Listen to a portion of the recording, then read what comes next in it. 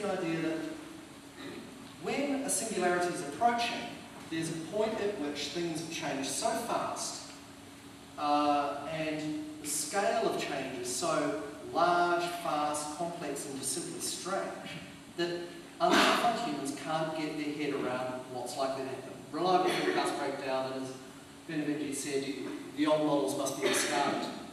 Now, I'd just like to draw a parallel. I think it's quite a straightforward one.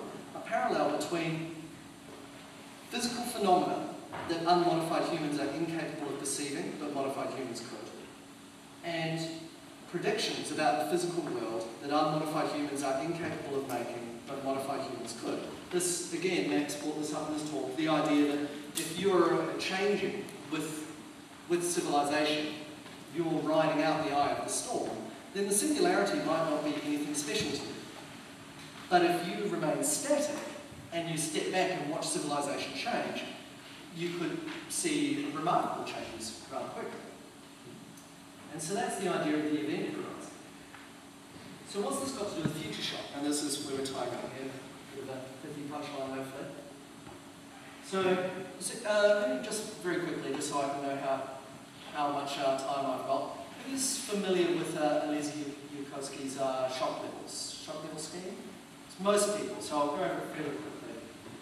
So Yudkowsky said that you could map a system of shock levels, 5 of them, 0 through 4, and give you an idea of the technological concepts that a person is comfortable with. Okay, so if you're particularly worried or impressed or shocked by a technology, then you're not at the shock level that technology is generally described by. So shock level 0 is your average person a little over 10 years ago, when paper was written. Shock level 1 was pretty low-level technological ideas, virtual reality, living to be 100 years old, and so on. And we had sort of programmers, scientists, technophiles, and novelty seekers at shock level 1. Shock level 2, you start to have the kind of ideas that are familiar to your average science fiction fan. Shock level 3, you've got nanotechnology, human equivalent AI, that kind of thing coming in. And now, I will say that there is sort of a singularitarian subculture bias here, and the extropians and transhumanists get put at shock level 3, but behold, singularitarians are more immune to shock because they are familiar with the idea of the singularity.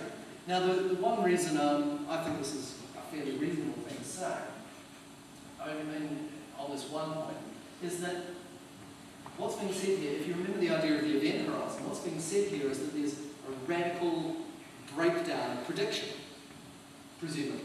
If technological development accelerates past a certain point, society is just too much, too fast, people can't keep track of what's going on. So people at shock level 4 are presumably the people who, to the extent that an unmodified human can keep track of what's going on without having a nervous breakdown or getting overexcited. Now, I've been saying sort of throughout this talk that you've got this idea of a perceptual threshold between humans and posthumans, exactly like the one described by the event horizon here. So what I would suggest, just as a shorthand for that kind of threshold, just in the hope that it might sort of set off some constructive thinking about these ideas in the future, I propose a shock level 5. So I'm arguing shock level 5 is a level which describes technologies that can't be meaningfully considered by unmodified humans. It's an axiom, it's a matter of definition. So it's not something that's particularly impressive or shocking, or it's just something that unmodified humans can't describe or get their heads around. It is, by definition, that which lies behind a posthuman perceptual threshold. And it doesn't matter what parameters enforce that posthuman perceptual threshold, it's there. Now, Yudkowsky in his paper said, if there's a shock level 5, I'm not sure I want to know about it. And my reply would be that if there's a shock level 5 worthy of return, then there's no way an unmodified human can know about it. So, Dean's asking me to wind up here, and we've got about 10 seconds to go. So I'll just say there was a big speculative philosophical curve here, but I did start out with art.